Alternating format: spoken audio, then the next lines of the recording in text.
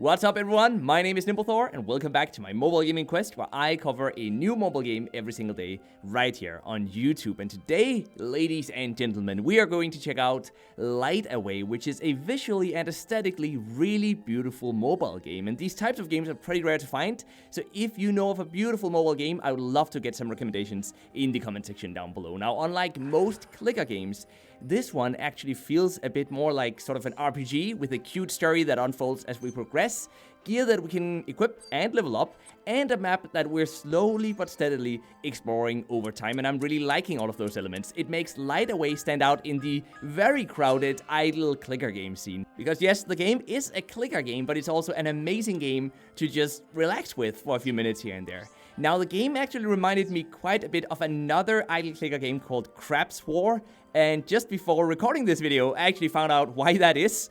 It turned out that both games have been made by the same developer, and I just wasn't aware of that. And these people really know how to make these types of games, so I can't really recommend them enough if you enjoy the games in this genre, of course. We earn Stardust. This is what's actually going on. We earn Stardust whenever we kill monsters, and then we spend this Stardust on upgrading either our fairies, which increases the amount of damage we do on every tap, or we can buy new upgrades for our pet, which automatically deals damage. So let's go have a look at our pet here. As you guys can see, we have plenty of upgrades we can buy for our pet because we have a lot of Stardust saved up. Let's buy the mushroom and the pellet. So at least now both of those are level 1, and that should deal a lot of more damage. Look at those monsters just disappearing very, very quickly whenever those seedlings, apple, bot, pellet, and mushrooms that are sent out by our Lumi Lantern hit the enemy. They die rather quickly now, but at bosses, we definitely still have to tap the screen as fast as we can. Come on, I think we might be able to do this. Obviously, there's a timer that we have to beat. You can see the timer just below the HP bar of the enemy. So let's see if we can do this. I think we might be able to. So far, it's looking pretty good. That was a critical damage. That's awesome. Now we're definitely gonna make it. We have 12 seconds, 11 seconds, 10 seconds left on the clock. But there we go. That was stage 20, 100% completed. We've also got spell books, by the way, coming up at level 75, so we're not quite there yet. And then at level 470, we even have runes that we're gonna be able to unlock and upgrade, and so on as well. So we're not quite there yet, but there's quite a bit of content in this game waiting for us later on. All of these things make us stronger in one way or the other, by the way, whenever we level these up. For example, we just got actually our first skill. Look at this one here. It deals so much damage. Looks so awesome, and it only has a... Oh, wait, it actually has a 9-minute cooldown. I thought that was 9 seconds. It's 9 minutes that we now have to wait, so we should have probably not used that one before we actually hit a boss instead. But yeah, upgrading these things allow us to progress further, of course, throughout these endless stages, and they are quite literally endless. We're in stage 21 right now. Each stage consists of, as you guys can see, the top of the screen,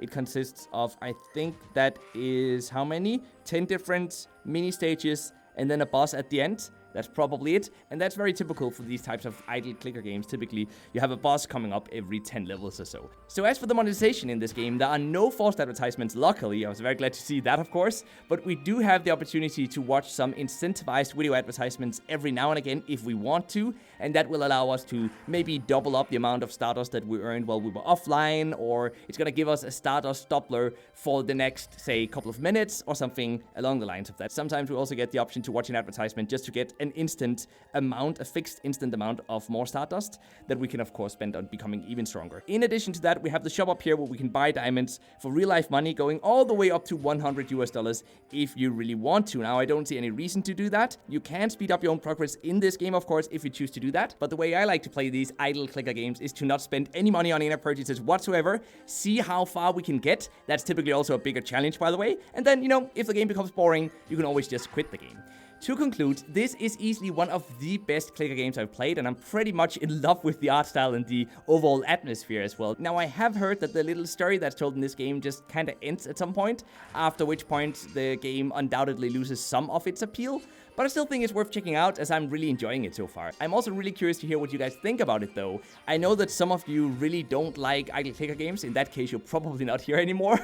So I'm guessing I'll mostly be hearing from people who actually like these types of games. I'm quite enjoying it, and I hope that some of you guys will as well. But if not, I hope that you at the very least enjoyed the video regardless. So I think that's about it for this game, and with that said, let's get to the mobile gaming news of the day, which is more news about Pokemon Masters, the upcoming mobile game from Nintendo and Dina. And Dina, by the way, are the developers of Super Mario Run, Mario Kart Tour, and honestly, most other, if not all, of Nintendo's mobile games. First of all, we know that the game will release this summer, and that it will be out both on Android and on iOS. We also know that we'll be controlling a team of 3 trainers at the same time, not just 1 trainer, but 3 trainers, and then we head into battles against 3 other AI trainers in gyms, and that's how we earn our gym badges. What we don't know yet, though, is pretty much everything else about the game. We don't know if the game will have PvP, for example, but I guess that we'll hopefully learn that over the next few weeks as we get closer and closer to the final release of the game. So there you have it, Pokemon Masters. Are you guys excited? I will, of course, definitely be checking it out and sharing my opinions on the game, so stay tuned for a video on that as soon as the game is out. But for now, there's really nothing else to say, so I will be signing out, and until next time, just keep gaming, stay awesome, and I'll see you guys around.